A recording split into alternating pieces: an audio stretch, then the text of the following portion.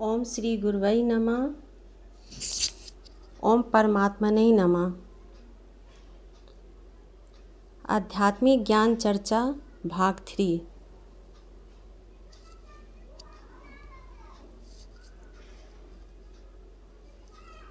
एक दिन ऐसा आएगा बगीचा रे लुट जाए, बिन रवि के नीरज सिर धुन धुन पछताए।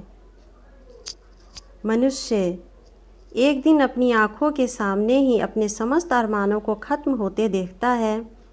जीवन भर कठिन परिश्रम से अर्जित उसका धन, लाड़ प्यार से पले उसके संतति एवं कुटुंबजन से वह उस दिन से दूर होता जाता है जब जरा और असाध्य बीमारी उसके तन को गलाने लगती है।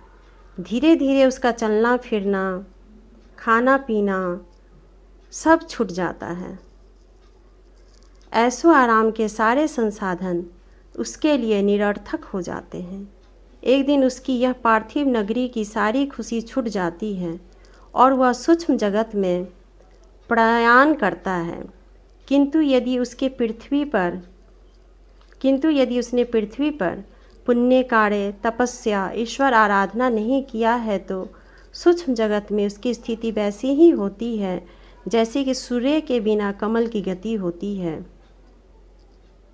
वह पुण्यहीन प्राणी नरक लोक को प्राप्त कर अनेकानेक पशु योनि को प्राप्त करता है। जन्म मृत्यु की अंतहीन श्रृंखला में भटकता रहता है, बार बार नरक की वेदना को सहता है और अपनी मूढ़ता पर पछताता रहता है कि मैंने मनुष्य जीवन पाकर के भी, ये अति दुर्लभ मानव तन पाकर भी मैंने इसमें अपने आत्मा का कल्याण नहीं किया। जो मुझे करना चाहिए था, जिस कार्य के लिए मैं धरती पर आया, परमात्मा ने मुझे इस धरती पर भेजा अपने आत्मा के कल्याण के लिए, भगवान के अपने इष्ट की साधना आराधना के लिए, प्रभु के प्रति प्रेम भक्ति के लिए और उनके ज्ञान के द्वारा अपने आत्मा का कल्याण करने के लिए मैंने वो जो इम्पोर्टेंट कार्य था वो तो किया ही नहीं, लेकिन जो व्यर्थ का है, जो मेरा नहीं है, सब व्यर्थ है, सब स्वप्न है, सब यहीं रह जाना है, कुछ मेरे साथ नहीं जाना है। मैंने अपने आत्मा के लिए कोई भी देवी संपदा अर्जित नहीं की। अपने आत्मा के कल्याण के लिए मैंने कुछ भी नहीं किया और आज मेरी ये सारी दुर्गति है। और ये भान उसे मृत्यु के बाद पता चलता है। मृत्यु के बाद उसे समझ में आता है कि मैंने कितना बड़ा गलती किया। मानव तन पाकर के मैंने अपने आत्मा के लिए कुछ नहीं किया। मैं यहाँ की चकाचौंध की दुनिया में फंसा रहा, माया में फंसा रहा, जो कि असत्य है, सत्य कुछ भी नहीं है। और आज मैं नरक की दहली पर खड़ा हूँ, मेरा साथ देने के लिए कोई भी नहीं है। अब तो सूक्ष्म जगत में बस मेरी भटकती हुई आत्मा है, कष्ट है, पीड़ा है, दुख है, दर्द है। अब पता नहीं कब मानव तन मिले। मेरे कर्म के अनुसार मुझे तिर्यक योनि में भी जाना पड़ सकता है। सांप, पिल्लू, बिच्छू, तिर्यक योनि, पेड़ पौधे इत्यादि में भी मैं जाऊंगा। उसके बाद ही 84 लाख योनि के बाद ही मनुष्य शरीर मिलता है। पता नहीं अब कब मुझे मनुष्य शरीर मिले और मैं अपने आत्मा के कल्याण के लिए आगे बढ़ पाऊँ। और मनुष्य शरीर ही ऐसा है जिसमें हम रह करके अपने आत्मा के कल्याण के लिए आगे बढ़ सकते हैं, ईश्वर की साधना आराधना कर सकते हैं, अपने इष्ट के प्रति प्रेम भक्ति कर सकते हैं और उनके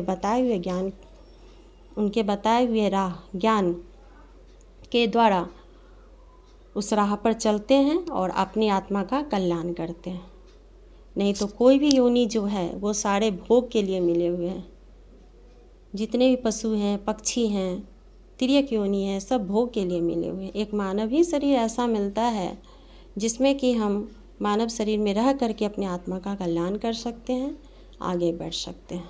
तो ये मानव तन बहुत ही अनमोल है, इसका हम जीव को उपयोग करना है और अपनी आत्मा की ओर आगे बढ़ना है। अपने भीतर जो भी विकार हैं, काम विकार है, क्रोध है, लोभ है, मोह है, घृणा है, द्वेष है, छल है, प्रपंच है, असत्य है, आसक्ति है, इन सारे विकारों को ही अपने हृदय से, इन सारे विषयों को अपने हृदय से निकालना है। अपने चित्त को, अपने मन को स्वच्छ पवित्र बनाना है।